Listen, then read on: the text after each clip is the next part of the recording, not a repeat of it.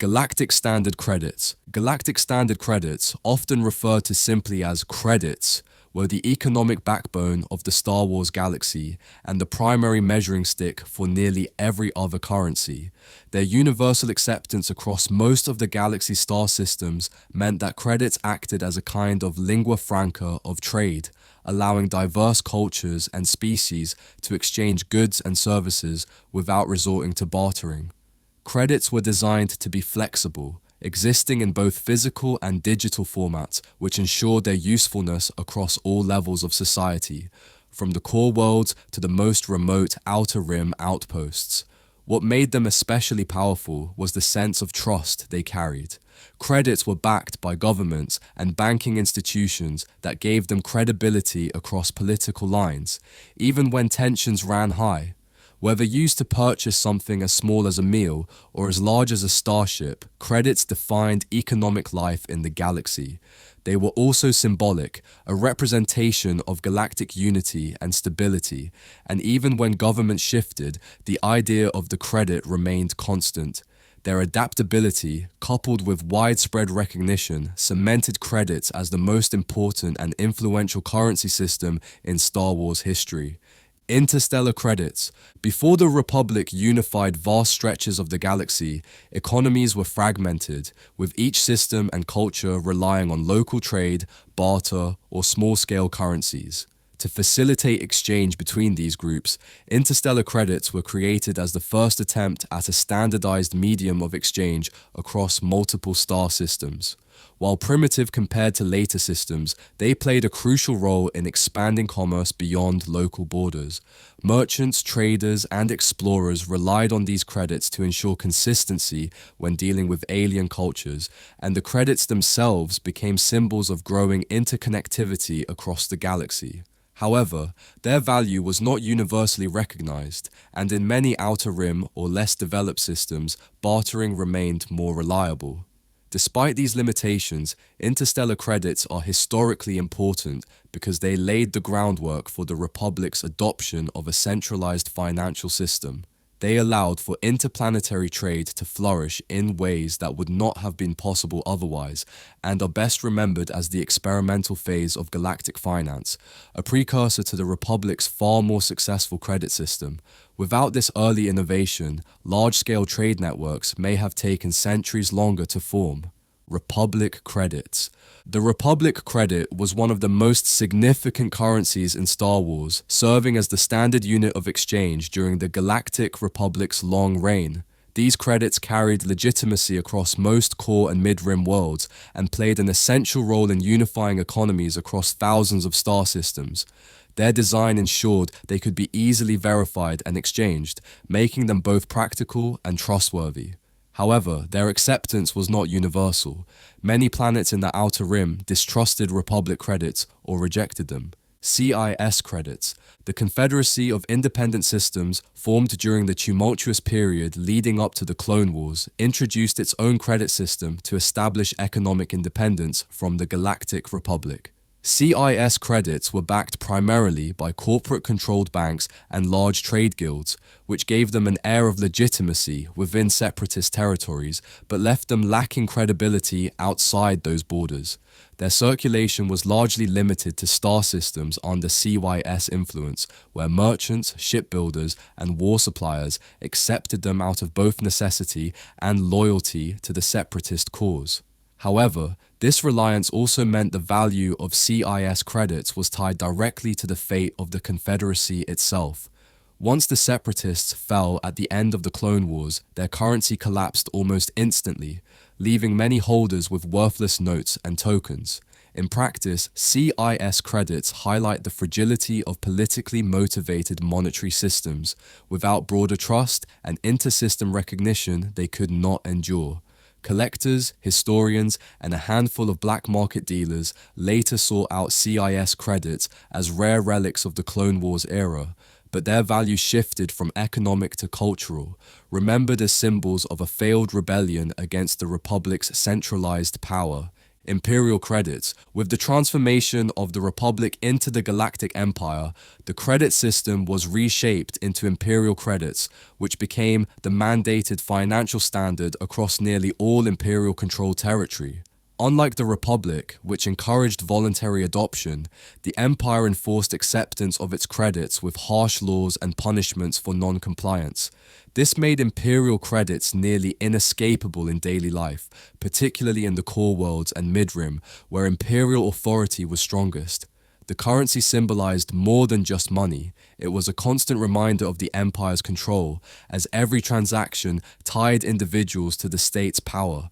Despite their wide circulation, many outer rim systems continued to resist or supplement Imperial credits with local currencies or bartering systems, reflecting ongoing distrust of centralized authority. Still, the credits were crucial in funding the vast Imperial war machine, paying for everything from stormtrooper wages to massive projects like the Death Star. Their eventual decline came with the fall of the Empire, but Imperial credits did not immediately vanish. They lingered in circulation for years, sometimes even preferred in certain markets due to their familiarity. This persistence demonstrates how ingrained they had become in galactic economic life, even when the government that issued them had collapsed. Old Republic Imperial credits. Long before the Clone Wars and the rise of Palpatine's empire, another form of Imperial credit existed during the era of the Old Republic and the reign of the Sith Empire.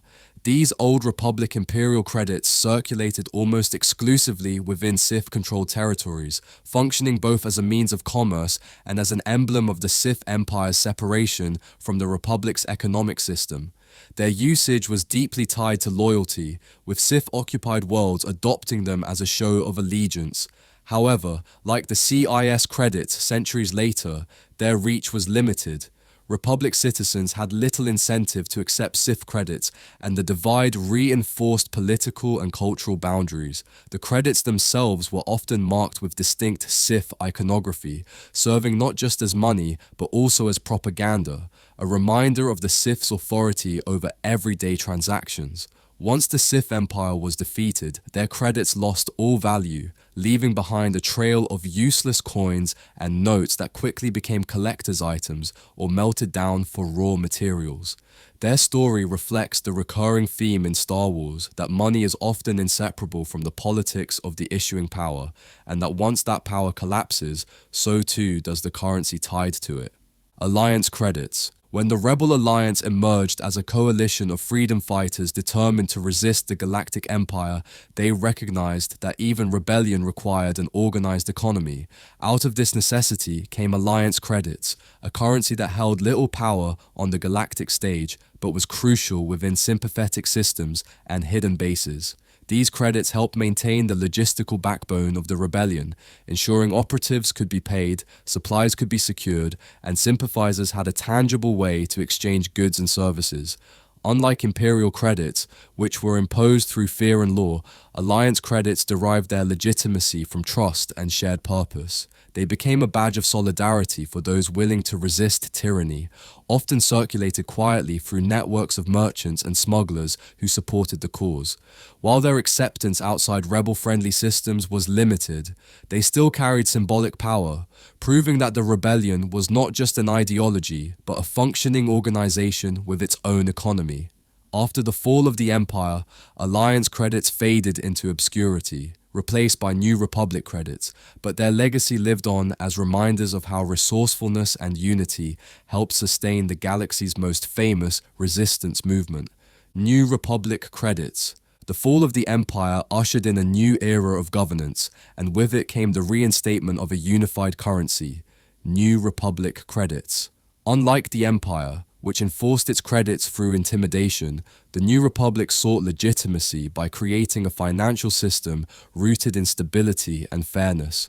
One of their most pragmatic policies was allowing Imperial credits to remain valid alongside their own, which prevented economic collapse during the delicate transitional period. This dual recognition gave citizens time to adapt and prevented markets from fragmenting under uncertainty. New Republic credits symbolized a return to democratic ideals, designed to represent a fresh start while avoiding the mistakes of the past. Their acceptance spread gradually, with even traditionally resistant Outer Rim worlds slowly recognizing their value as the new government expanded its influence.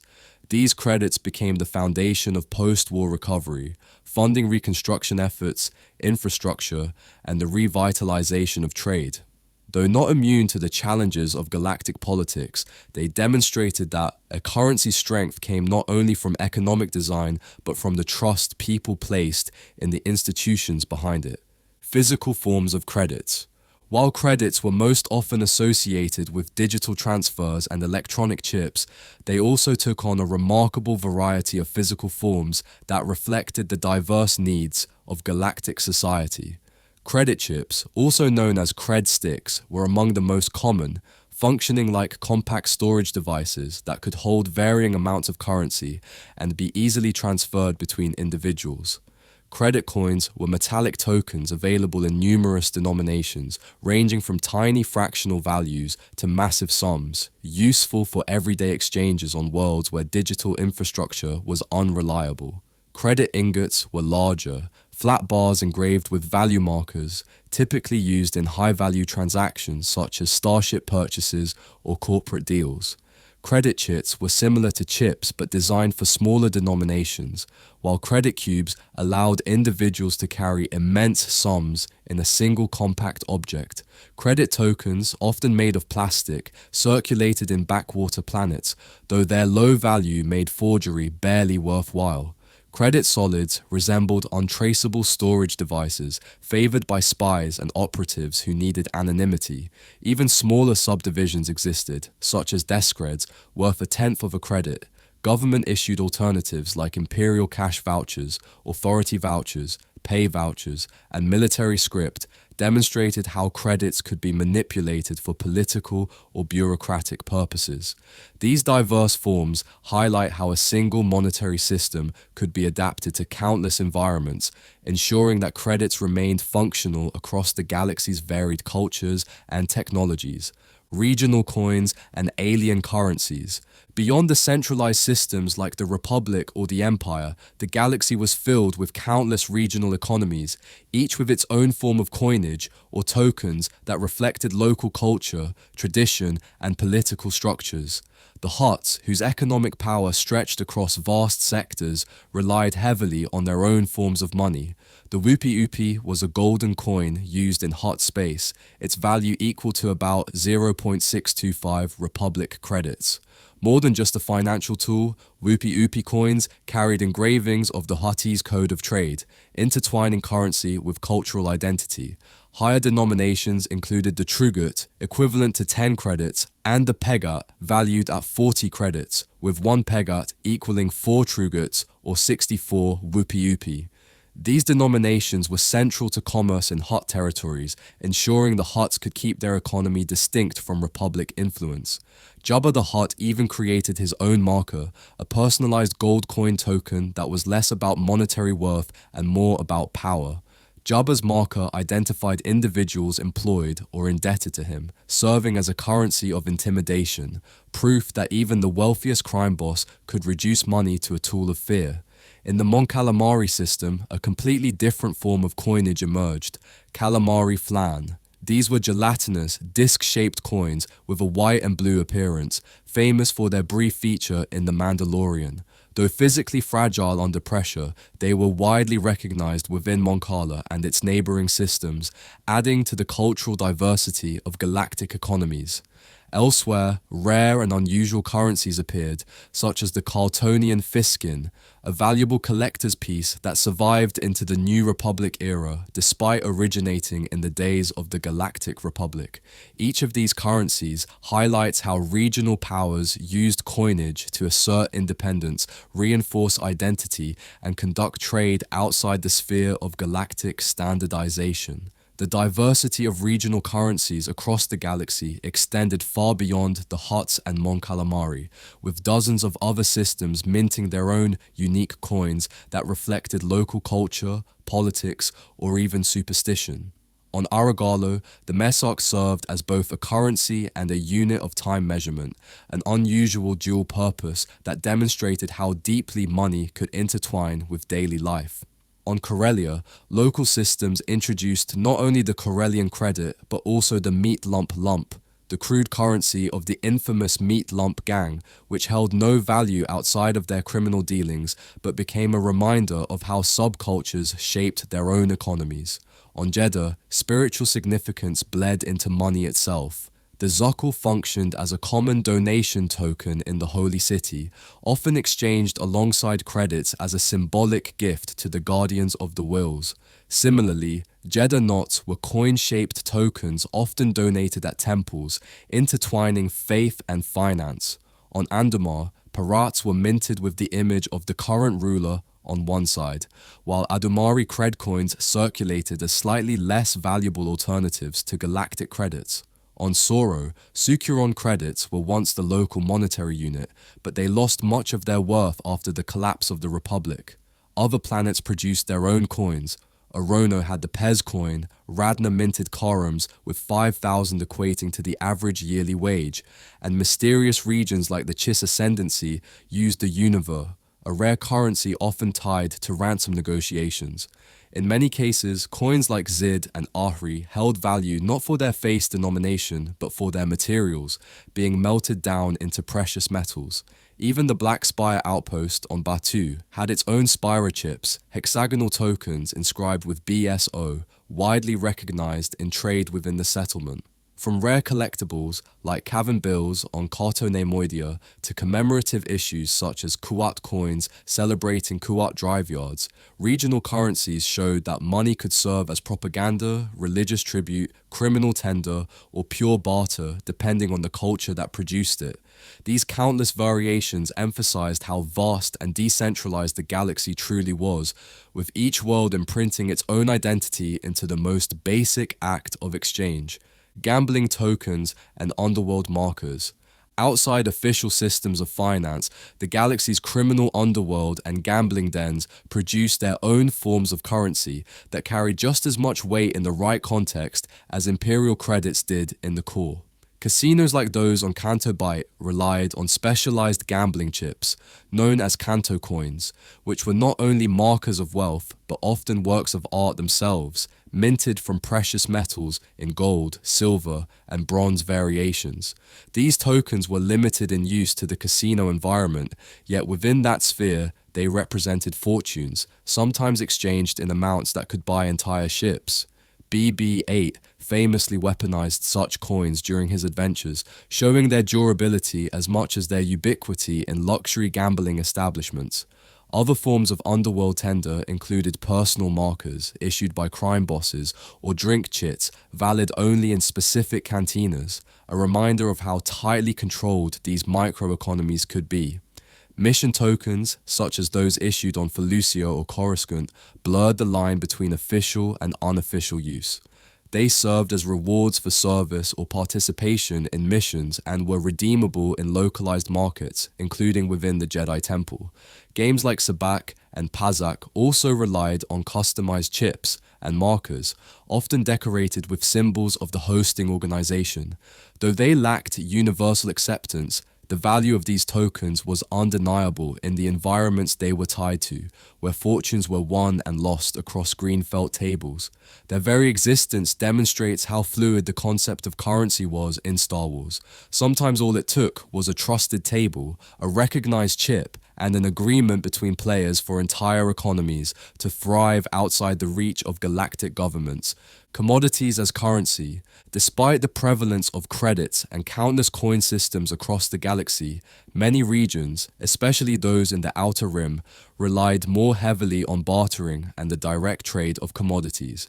This practice stretched back to the earliest civilizations, where tangible goods were considered far more trustworthy than abstract currency tied to distant governments.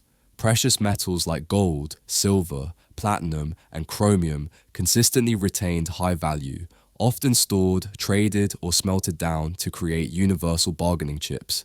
In rarer cases, items like Zid and Ari coins were hoarded not because of their denominations, but because they could be melted into these metals, giving them intrinsic worth.